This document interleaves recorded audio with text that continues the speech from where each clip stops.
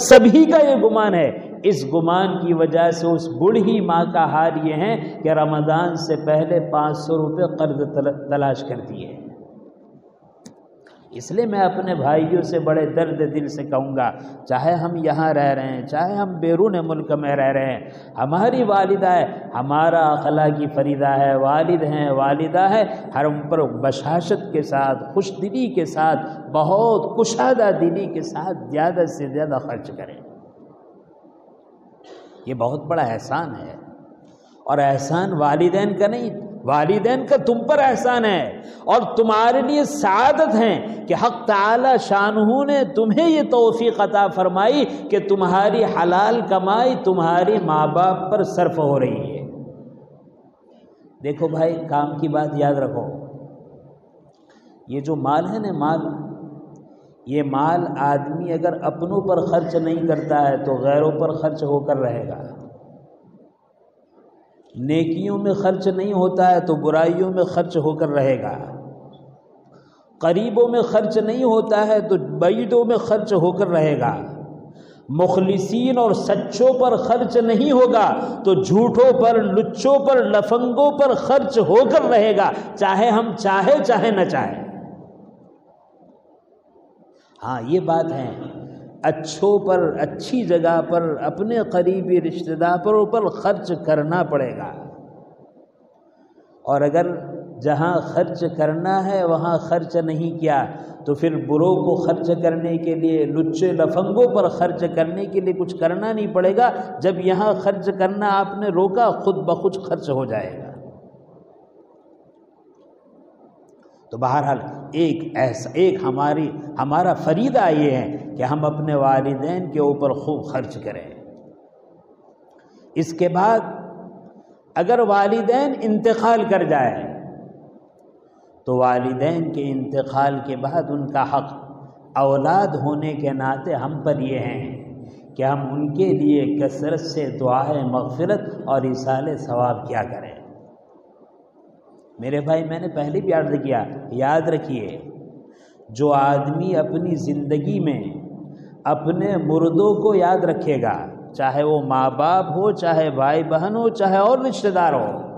اگر اپنی زندگی میں انہوں نے اپنے مردوں کو یاد رکھا اور یاد رکھنے کے بعد اہتمام سے ان کے لیے ایصال ثواب کیا، ان کے لیے دعائیں مغفرت کی، حق تعالیٰ کی طرف سے تکوینی یہ نظام بنے گا کہ ہمارے قبر میں سونے کے بعد ہمارے زندہ، ہمارے پچھلے ہمیں یاد کریں گے، یاد رکھیں گے، جیسی کرنی ویسی بھرنی، نہ مانے تو کر کے دے۔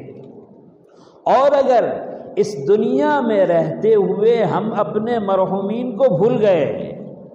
ہم نے نہ اپنے ماں باپ کو یاد رکھا، نہ اپنے بھائی بہنوں کو یاد رکھا، نہ اپنے رشتہ داروں کو یاد رکھا، نہ اپنے دوست احباب کو یاد رکھا، ہم بھول گئے،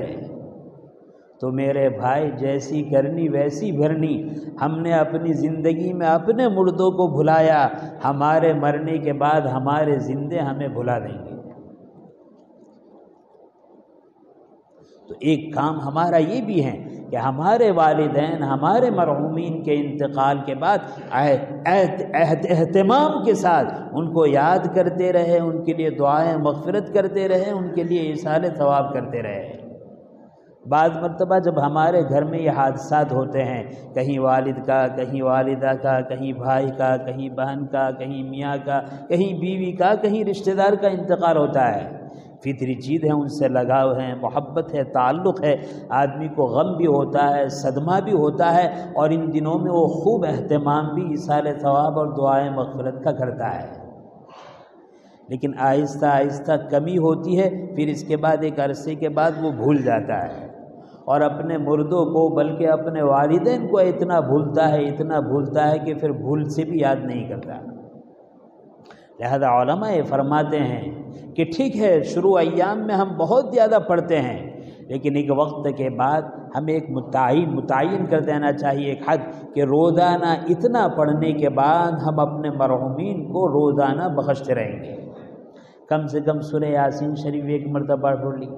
11 مرتبہ سورہ اخلاص پڑھ لی، اللہ توفیق دے روزانہ آدھا پارہ، ایک پارہ پڑھ لیا، اور پڑھنے کے بعد روزانہ بخشتے رہے۔ تو روزانہ تھوڑا تھوڑا ہوگا، انشاءاللہ بہت بڑی مقدار ہو جائے گی۔ لیکن اس کے ساتھ مجھے خاص یاد کرنا ہے کہ اگر ہمارے یہاں کسی کا انتقال ہو جائے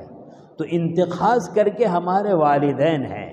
تو ان کا یہ جب ہمارے اوپر یہ اخلاقی فریضہ ہے کہ ان کے لیے دعائیں مغفرت کرے، ان کے لیے ایصال ثواب کرے، وہاں بہت بڑا سلوک، بہت بڑی خیر خواہی اپنے والدین کے ساتھ، اپنے مرحومین کے ساتھ یہ ہیں کہ خدا نخواستہ زندگی میں بالغ ہونے سے لے کر موت تک ان کی کوئی نمازیں چھوٹی ہے،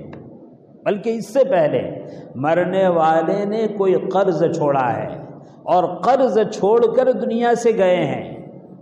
تو اولاد کو چاہیے، قریبی رشتہ داروں کو چاہیے کہ اپنے مرحومین کے ساتھ بہترین حسن سلوک، بہترین خیر خواہی اور بہترین بھلائی یہ ہیں کہ سب سے پہلے ان کے قرض کو ادا کریں۔ فقہ نے مسئلہ یہ لکھا ہے کہ اگر مرحومین نے مال چھوڑا ہے تو مال میں سب سے پہلے اس کے کفن دفن کے خرچ کے بعد اس کے قرض کو ادا کیا جائے گا۔ مسئلہ بھی یہی ہے، مرنے والے نے مال چھوڑا ہے، قرض ادا کرے، اور اگر مرنے والے نے مال چھوڑا نہیں لیکن ان کے رشتہ دار، ان کے ورثاء کے پاس مال ہیں، تو ان ورثاء کی سب سے زیادہ بہتری اور بھلائی کی بات اپنے مرحوم کے لیے ہے کہ وہ ان کے قرض کو ادا کریں۔ اگر قرض نہیں ہے الحمدللہ، اور اگر قرض ہیں سب سے پہلے اس کی ادائیگی کی فکر کریں۔ نبی کریم صلی اللہ علیہ وسلم امت کی تاکید کے لیے ابتدائی دور میں ایسا کرتے تھے کہ اگر کسی مسلمان کا انتقال ہوا اور اس نے قرض چھوڑا ہے تو پوچھتے تھے اس کے قرض کے لیے کچھ سامان ہے؟ اگر سامان ہوتا یا کوئی صحابی ذمہ داری لیتا تو آپ نماز جنازہ پڑھاتے، اور اگر بیچارہ مقروض مرا ہے، نہ سامان چھوڑا ہے نہ کوئی ذمہ داری لیتا ہے، تو اہمیت پیدا کرنے کے لیے، تاکید پیدا کرنے کے لیے، سبق دینے کے لیے نبی کریم صلی اللہ علیہ وسلم صحابہ سے فرماتے تھے تم ان کی نماز پڑھ لو، میں نماز نہیں پڑھتا۔ آج کل ہمارا حال یہ ہے کہ جب ہمارے گھروں میں کسی کا انتقال ہوتا ہے تو ہمیں ایصال ثواب میں اور تو بہت سارے کام سمجھ میں آتے ہیں۔ مثلا میرے والد کا انتقال ہوا، میں ایصال ثواب کے لیے کنواں کھدواؤں، میں ایصال ثواب کے لیے مسجد بناؤں، میں ایصال ثواب کے لیے مکتب بناؤں، میں ایصال ثواب کے لیے شفا خانہ بناؤں، میں ایصال ثواب کے لیے یہ کام کروں۔ سارے خیر کے کام ہیں، ترتیب یہ نہیں ہے۔ ترتیب یہ ہے کہ اگر تمہارے والدین یا تمہارے قریبی رشتہ دار کے انتقال کے بعد ان کے قرض کی ادائیگی کے لیے کچھ نہیں ہے، تم پہلے ان کے قرض کو ادا کرو۔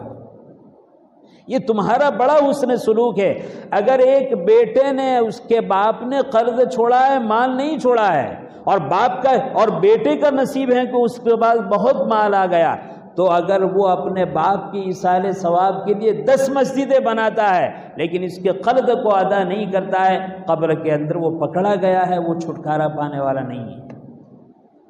بہت بڑی فکر اس بات کی ہونی چاہیے کہ اپنے مرحومین کے قرض کو پہلے ادا کریں، پہلے تو ان کے ترکے سے، ان کے مال سے، اور اگر وہ بیچارہ غریب نہیں چھوڑا ہے، ہمارے قریبی رشتہ دار ہم ہیں، اللہ نے ہمیں دیا ہے، بہت بڑا حسن سلوک ہے، آپ ان کے لیے کریں۔ بعض مرتبہ مسائل سے واقفیت نہیں ہوتی تو مرنے کے بعد یہی بات ہوتی ہے کہ بھئی ہمارے والد صاحب کا انتقال ہوا ہے، کنواں کھدوا دے، یہ کر دے، وہ کر دے، ابھی میراث بھی تقسیم نہیں ہوئی، ابھی قرض بھی ادا نہیں ہوا، اور یہ سارے کام کیے جا رہے ہیں۔ ترتیب کے اعتبار سے یہ غلط ہے۔ سب سے پہلے قرض ادا کرو، قرض ادا کرنے کے بعد دیکھو انہوں نے مال چھوڑا ہے، کوئی جائز وصیت کی ہے یا نہیں۔ اگر انہوں نے کوئی جائز وصیت کی ہے تو قرض ادا کرنے کے بعد جو مال بچا ہے اس مال کے 3 حصے کرو، اور 1 حصے میں جائز وصیت کو پورا کرو۔ اور اگر وصیت نہیں ہے، چاہے اس کے ذمے نماز قضا ہے، چاہے اس کے ذمے روزے قضا ہے، اس کی وصیت نہیں ہے، تو قرض ادا کرنے کے بعد اس کے مال سے فدیہ دینا واجب نہیں ہے۔ ہاں لیکن مرحومین کا، اولاد کا، رشتہ داروں کا بہت بڑا حسن سلوک ہوگا، بہت بڑی ہمدردی ہوگی، بہت بڑی غمخواری ہوگی کہ وہ یہ طے کرے کہ بھئی ہمارے مرنے والے کی آج تک کتنی نمازیں قضا ہوئی ہیں، کتنے روزے قضا ہوئے ہیں، اور ماشاءاللہ سب عاقل بالغ ہیں، اولاد کے لیے ماں باپ چھوڑ کر بھی گئے ہیں۔ تو میں تو یہ کہتا ہوں گرچہ ماں باپ نے وصیت نہیں کی ہے، دو طریقے ہیں، سب عاقل بالغ ہیں، سب صاحب مال ہیں، بخوشی یہ چاہتے ہیں کہ ہم قرض کے ادا کرنے کے بعد، یا قرض نہیں ہے تقسیم میراث سے پہلے ہم فدیہ ادا کر سکتے ہیں، لیکن اچھا یہ ہے پہلے مال کو تقسیم کر دے ورثہ میں، اور ورثہ میں تقسیم کرنے کے بعد ورثہ آپس میں بیٹھے کہ بھئی ہمارے والد صاحب، ہماری والدہ، میرے شوہر، میری بیوی، میرا بھائی، میری بہن بالغ ہونے سے لے کر انتقال تک کتنی نمازیں قضا ہوئی ہیں، کتنے روزے قضا ہوئے ہیں، اس کو انہوں نے ادا کیا ہے یا نہیں کیا ہے، اس کا فدیہ انہوں نے دیا ہے یا نہیں دیا ہے۔ اگر انہوں نے نہ نمازیں قضا پڑھی ہے، نہ روزے قضا رکھے ہیں، نہ اس کے فدیے دیے ہیں، تو اب ہمارا اخلاقی فریضہ ان کے ساتھ یہ ہے کہ حساب کر کے سب سے پہلے ان کے نماز اور روزوں کا فدیہ ادا کریں۔ ہزاروں لاکھوں روپے آپ صرف کر دے، لیکن اس کو نہیں کیا تو اس کے لیے چھٹکارا نہیں ہے، چھٹکارا تو اس وقت ہے جب سب سے پہلے ان چیزوں کو ادا کیا جائے۔ اور اس کے ساتھ یہ بھی عرض کروں گا کہ جب ہم فدیہ ادا کریں تو فدیہ کہاں دیا جائے؟ شریعت اسلام نے ہر چیز کی ترتیب رکھی ہے، وہ ترتیب یہ ہے، مثلا جس مرحوم کا ہم فدیہ نکال رہے ہیں اس مرحوم کے قریبی رشتہ دار ہیں، لیکن وہ ایسے رشتہ دار جو مرحوم سے زکوٰۃ لے سکتے ہیں، ایسے غریب رشتہ دار ان کے قریبی ہیں، آپ سب سے پہلے ان کے فدیے کو قریبی رشتہ دار کو دو۔ آج ہمارا ایک ذہن بنا ہوا ہے، ہم یہ سمجھتے ہیں مسجد میں دینا ثواب ہے، مدرسے میں دینا ثواب ہے، اسپتال میں دینا ثواب ہے، یتیم خانوں میں دینا ثواب ہے، مسلمانوں کی ضرورت میں دینا ثواب ہے۔ یقیناً سارے ثواب کے کام ہیں، برائی کے کام نہیں ہیں، لیکن شریعت نے ترتیب رکھی ہے، اور اس ترتیب کا کیا لحاظ ہے؟ وہ ترتیب یہ ہے، حق تعالی شانہ نے اگر کسی کو مال و دولت عطا فرمائی ہے تو اس مال و دولت سے پہلے سب سے پہلا انسان اپنی ذات پر خرچ کرے، ہاں فضول خرچی سے بچتے ہوئے میانہ روی کے ساتھ اپنی ذات پر خرچ کرے، پھر مال ہے اپنی بیوی پر خرچ کرے، اور مال ہے اپنے بچوں پر خرچ کرے، اولاد پر خرچ کرے، اور مال ہے اپنے والدین پر خرچ کرے، اور مال ہے اپنے قریبی رشتہ دار بھائی بہنوں پر خرچ کرے، اور مال ہے اپنے والدہ، اپنے والد کے قریبی رشتہ دار جیسے ہمارے چچا ہے، پھوپھی ہیں، ماموں ہے، خالہ ہے، ان پر خرچ کرے، پھر ان کی اولاد پر خرچ کرے، پھر دور کے رشتہ دار پر خرچ کرے، پھر اور سارے خیر کو کاموں میں خرچ کرے۔ آج ہمارا عجیب مزاج ہے، ایک مسلمان سے کہا جائے کہ کنواں کھودنا ہے تو وہ ہزاروں روپے دینے کے لیے تیار ہے، اس کی بیچاری بیوہ بہن ہے، اس کا کوئی پرسان حال نہیں ہے، اس کا بے انتہا غریب بھائی ہے، اس کو کوئی پرسان حال نہیں۔ ایک امیر کے لیے ایک مسجد بنانا، ایک مکتب بنانا اور ایک کنواں کھودنا آسان ہے، لیکن اپنے بھائی کے لیے ایک پلاٹ کا انتظام کرنا مشکل ہے۔ شریعت اسلام اس کی اجازت نہیں دیتا، شریعت اسلام تو اس کی یہ ترتیب بتاتا ہے کہ اس طریقے سے ترتیب سے خرچ کرو، اور خرچ کرنے کے بعد جس طرح فرق مراتب جس کا نمبر آئے اس کو دو۔ اگر اس طریقے سے ہم نے خرچ کیا تو انشاءاللہ ہمارے خیرات پر ہمیں دوہرا اجر ملے گا۔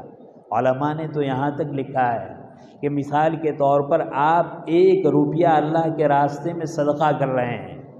آپ نے وہ 1 روپیہ اپنے محلے کے غریب بھائی کو دیا،